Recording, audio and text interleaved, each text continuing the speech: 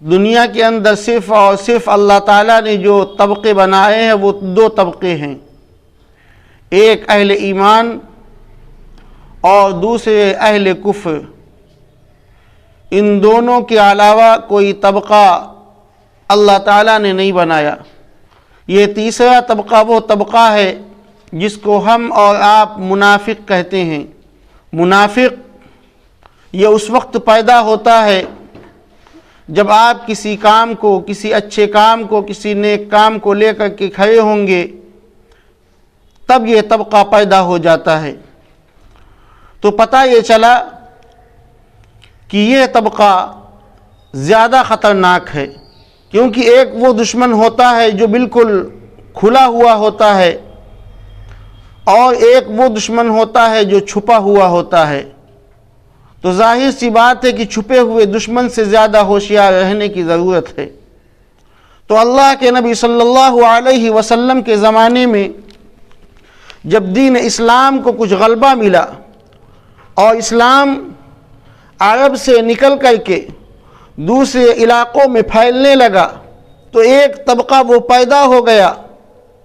جو آپ صلی اللہ علیہ وسلم کے پیچھے نمازیں ادا کیا کرتا تھا، جو آپ صلی اللہ علیہ وسلم کے ساتھ میں چلتا تھا اور پھرتا تھا، جو آپ صلی اللہ علیہ وسلم کے ساتھ میں کھاتا تھا اور پیتا تھا، جو آپ صلی اللہ علیہ وسلم کے سامنے ہر وقت موجود رہتا تھا، جو آپ صلی اللہ علیہ وسلم کے خورد و نوش میں شریک رہا کرتا تھا، جو آپ صلی اللہ علیہ وسلم کے سفر و حضر میں ساتھ رہتا تھا، ایک وہ طبقہ بھی تھا۔ لیکن اس طبقے نے جب آپ صلی اللہ علیہ وسلم کی مقبولیت اور آپ کی شہرت اور آپ کی محبوبیت اور آپ کی قدر و منزلت اور آپ صلی اللہ علیہ وسلم جس دین کو لے کر کے آئے تھے، اس دین کی طرف جب لوگوں کو مائل ہوتے ہوئے اس طبقے نے دیکھا، تو ان کے دلوں کے اندر حسد، بغض، عداوت، دشمنی ان کے دلوں کے اندر بھر گئی۔ یہ ظاہراً اس بات کا اعلان کرتے تھے کہ ہم مسلمان ہیں، ظاہری طور پر اللہ کے نبی صلی اللہ علیہ وسلم کے پیچھے نمازیں ادا کرتے تھے، آپ کے ساتھ میں رہا کرتے تھے، لیکن اندرونی طور پر، دلی طور پر یہ اللہ کو اور رسول اللہ کو نہیں مانتے تھے۔ ان کے دلوں کے اندر ابھی ایمان اترا ہی نہیں ہے، کیونکہ ان مکے کے اور مدینے کے منافقوں کو اس بات کا اندیشہ تھا کہیں محمد صلی اللہ علیہ وسلم ہم سے آگے نہ نکل جائیں، ہماری چودراہٹ ختم نہ ہو جائے، ہماری جاگیرداری ختم نہ ہو جائے، ہماری محبوبیت اور ہماری مقبولیت ختم نہ ہو جائے۔ اس بات کا ان کو خدشہ لگا ہوا تھا۔ تو اللہ کے نبی صلی اللہ علیہ وسلم کو اس چیز سے اللہ تعالیٰ نے متنبہ فرمایا۔ آپ جانتے ہیں کہ جب آپ کسی کام کو لے کر کے کھڑے ہوں گے تو آپ کے کچھ لوگ وہ ہوں گے جو آپ کے ساتھ ہوں گے، آپ کا ساتھ دینے والے ہوں گے، آپ کو آگے بڑھانے والے ہوں گے، آپ سے محبت کرنے والے ہوں گے، اور کچھ لوگ وہ ہوں گے جو آپ کی مخالفت کرنے والے ہوں گے۔ یہ دو طبقے ہو گئے، اور انہی کے درمیان میں ایک تیسرا طبقہ پیدا ہو جاتا ہے کہ جو کھل کر کے آپ کی مخالفت بھی نہیں کرتا، اندرونی طور پر آپ کی مخالفت کرتا ہے، اسی کو کہا جاتا ہے منافق۔ تو اللہ کے نبی صلی اللہ علیہ وسلم کے زمانے میں یہ تیسرا طبقہ پیدا ہو چکا تھا کہ جو آپ کے ساتھ میں آتا جاتا تھا، آپ کے پیچھے نمازیں ادا کرتا تھا، روزے رکھتا تھا، زکوٰۃ دیتا تھا، اپنے مال کو اللہ کے راستے میں خرچ کرتا تھا، لیکن ان سب چیزوں کے باوجود رسول اللہ صلی اللہ علیہ وسلم سے عداوت اور دشمنی کا یہ حال تھا کہ عبداللہ ابن ابی جو رئیس المنافقین ہے، منافقوں کا جو سردار ہے، جو سرغنہ تھا اس زمانے کا، اللہ تعالیٰ نے اس کے سلسلے میں قرآن مجید کے اندر آیات نازل فرمائی ہیں، اور پھر سورہ منافقون کے ذریعے سے ان تمام منافقوں کا اللہ تعالیٰ نے پوسٹ مارٹم کر دیا، ان کی سازشوں کو اللہ تعالیٰ نے ناکام کر دیا، اور اللہ تعالیٰ نے بتلایا کہ اذا جاءک المنافقون قالوا نشہد انک لرسول اللہ، کہ اے نبی یہ منافق، یہ ناہنجار لوگ آپ کے پاس آئیں گے اور کہیں گے کہ انک لرسول اللہ، آپ ہی اللہ کے رسول ہیں، واللہ یعلم انک لرسول، یقیناً اللہ تعالیٰ جانتا ہے کہ آپ ہی اللہ کے رسول ہیں، واللہ یشہد ان المنافقین لکاذبون، یہ منافق یقیناً یہ جھوٹ بولتے ہیں، ان کے دلوں کے اندر نفاق ہے، ان کے دلوں کے اندر کفر ہے، ان کے دلوں کے اندر حسد ہے، ان کے دلوں کے اندر بغض ہے، ان کے دلوں کے اندر عداوت ہے، ان کے دلوں کے اندر دشمنی ہے،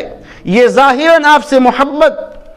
اور تابعداری کی بات کرتے ہیں، لیکن ان کے دلوں کے اندر آپ کے سلسلے میں بغض پنپ رہا ہے،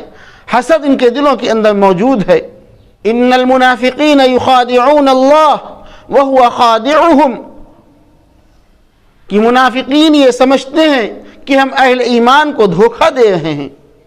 اللہ کو دھوکہ دے رہے ہیں، رسول اللہ کو دھوکہ دے رہے ہیں، وہو خادعہم، حالانکہ وہ اپنے آپ کو دھوکہ دے رہے ہیں۔ وَإِذَا قَامُوا إِلَى الصَّلَاةِ قَامُوا كُسَالَى، ان کی پہچان یہ ہے کہ جب یہ نماز کے لیے کھڑے ہوتے ہیں تو بالکل ڈھیلے ڈھالے، بالکل سست، بالکل کمزور، کوئی ان کے اندر پھرتی نہیں، کوئی ان کے اندر چستی نہیں، کوئی ان کے اندر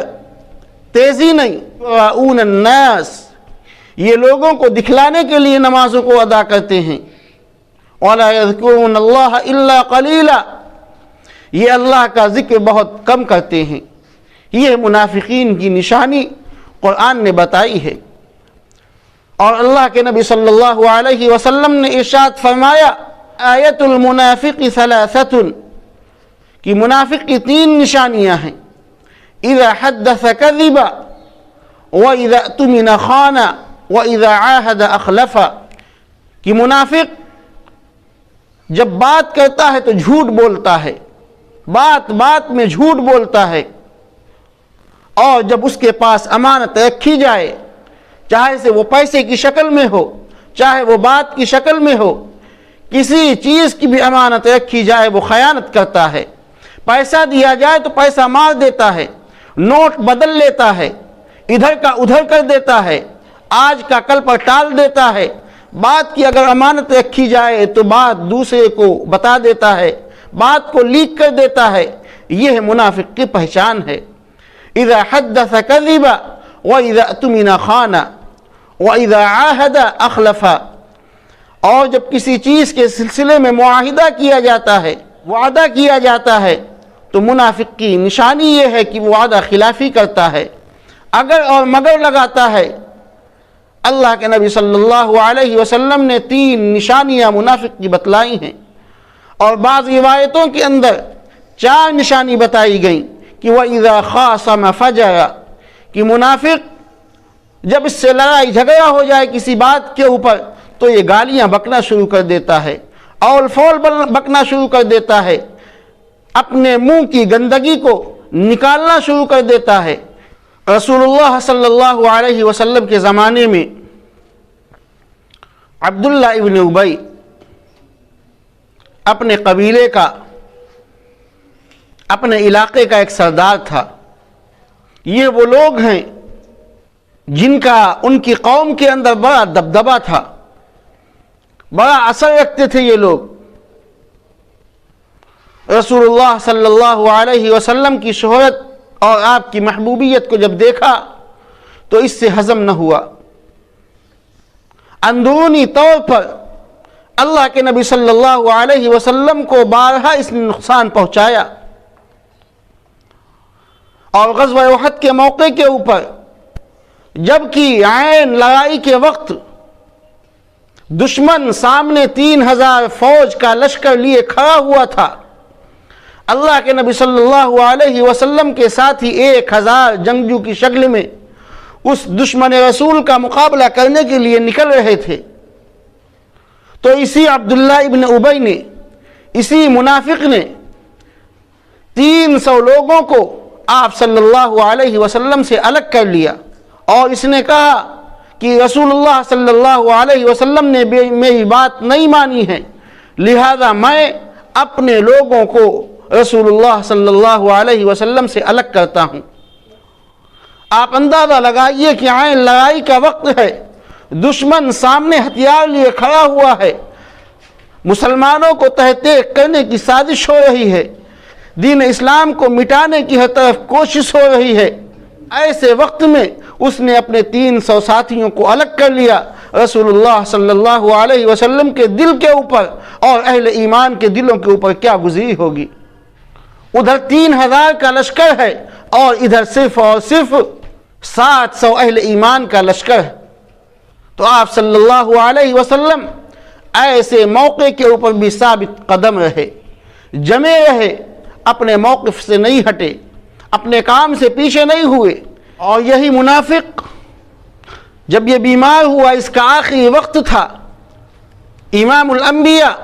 آقا مدنی، تاجدار مدینہ، احمد مجتبی محمد مصطفیٰ صلی اللہ علیہ وسلم جب اس کی عیادت کے لیے گئے ہیں، آخری وقت تھا، اور جب دیکھنے کے بعد میں آپ واپس ہونے لگے تو اس نے ایک شرط رکھ دی کہ اے اللہ کے نبی، جب میرا انتقال ہو جائے، جب میں دنیا سے رخصت ہو جاؤں تو میری نماز جنازہ آپ پڑھائیں گے۔ آپ صلی اللہ علیہ وسلم نے خاموشی اختیار کی، نہ ہاں کیا نہ کیا۔